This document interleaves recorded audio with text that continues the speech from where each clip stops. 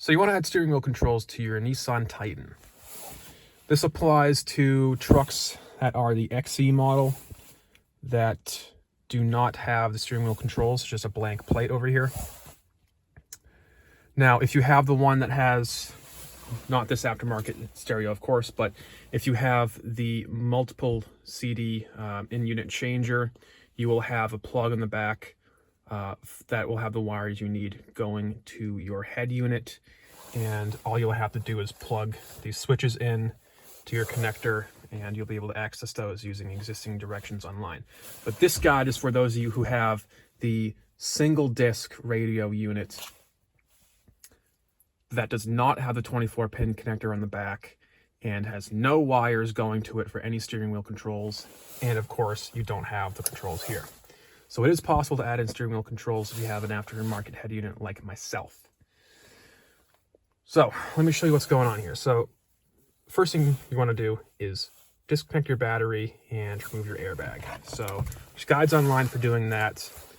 Be safe and all that, yada yada. So what you're going to find in here is your cruise control buttons, and you're just going to have a blank plate right here. And you're going to have a harness in here that looks like this. This goes to your cruise control switch. This goes to your airbag. And there's just 3 wires in there that plug into your clock spring unit thingy and go down to your steering column. So there's no provisions for the switches here.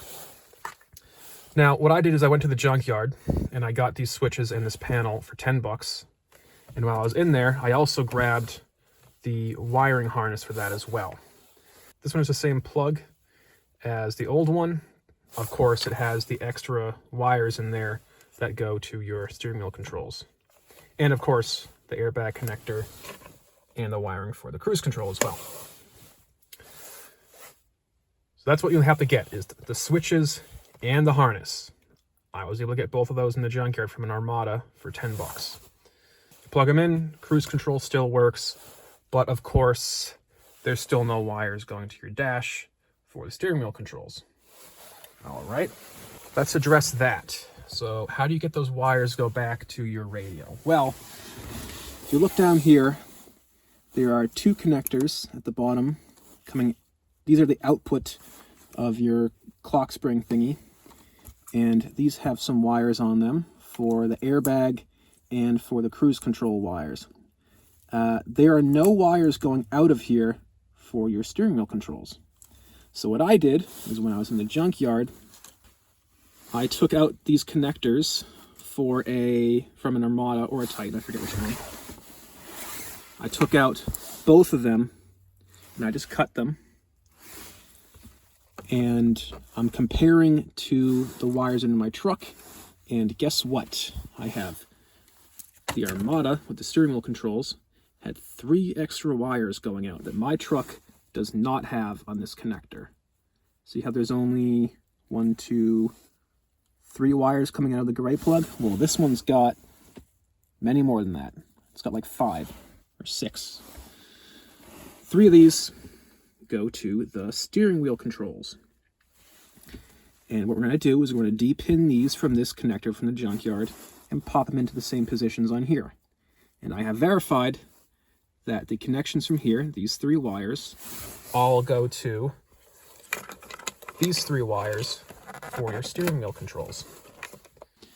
All right, now here's the magic part. So these 3 wires are blue, green, and red.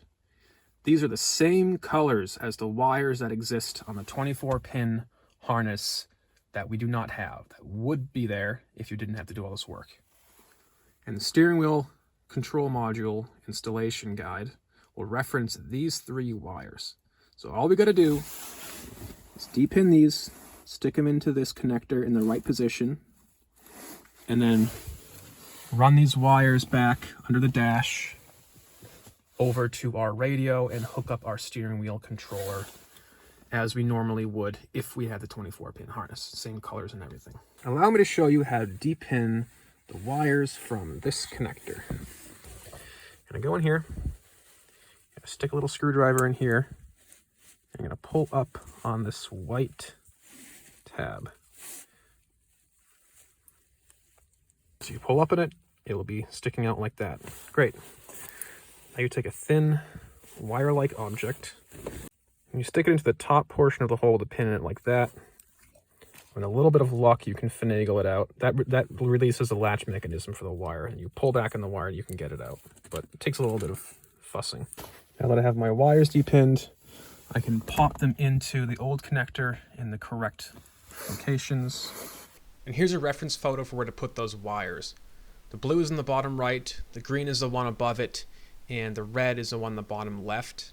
Note that it's not the red one with the white stripe on it. Of course, you can use whatever color wires you want. You'll just have to keep track of where they go.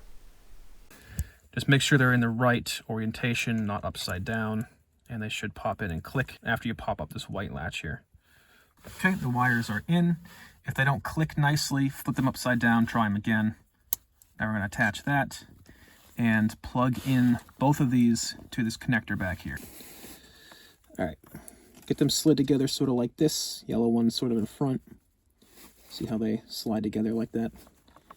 Get it up into the connector. And push the yellow one in.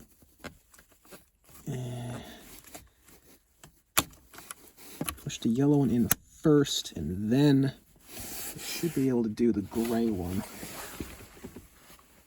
There we go. That is in. If you don't do the other one first, you're never going to get it in. It's kind of annoying. All right, so now we got these 3 wires exposed. I'm going to do a quick check with my multimeter to make sure that the buttons are working as intended. And then I will find a way to route these safely up around where the existing wires go. I'm going to wrap these with some wire wrap, then cable tie them over here. And then I'll take off the panel over here and the radio and just fish them through so they're accessible from the head unit. All right, I got my steering wheel controls hooked up. I wrapped the wire up and ran it along the existing one. And I've run it up and over the steering column.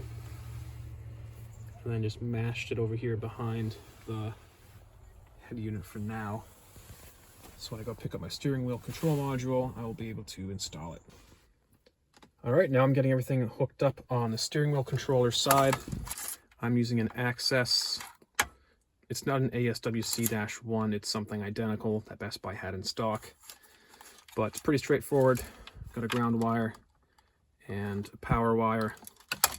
And then I got my white and green going to the green wire. The gray and red going to the red wire, and then blue is ground, which I'm going to tie back to my ground point there. And that's at least how the Access manual tells you to do it for the 24 pin. I'm just going off the same colors. So now we're going to hook it up and see if I can get it working. Okay, I got the steering wheel controller programming sequence done, which was kind of confusing, but I figured it out.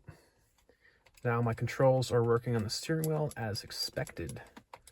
So now I can turn the sound up and down, and I can skip, which for some reason stops the video on my phone. I can mute. Now, unfortunately for my head unit, the play and pause doesn't work. But that's for my Boss head unit, which isn't even supported apparently, but it still works. So that pretty much concludes the addition of the steering wheel controls. Just as a recap, what you need to get from either your supplier, be it eBay or whatever, if you can even find the stuff, or the junkyard, is your switches, obviously, switch bezel, if you want a bezel. The wiring harness inside of here that goes to the left switch and the cruise control switch. And you'll also have to go under here and grab this gray connector with at least these 3 wires coming out. I suggest you just cut all of these connectors off and take them all with you. That's what I did. I have the extra yellow one that we don't use, and some extra wiring as well. But you'll at least want to grab this connector with the wires in it so you can depin them and reuse these pins for this connector. Now, you don't actually need an extra gray connector. You just need those wires with the pins. Those pins are used across many connectors throughout the car. You might be able to grab them from somewhere else, but I can't guarantee that, which is why I suggest just getting the whole thing if you can. Don't know if you can find them online. Now for the steering wheel controls, you do have to take off the entire steering wheel to put on that switch, so just be aware of that.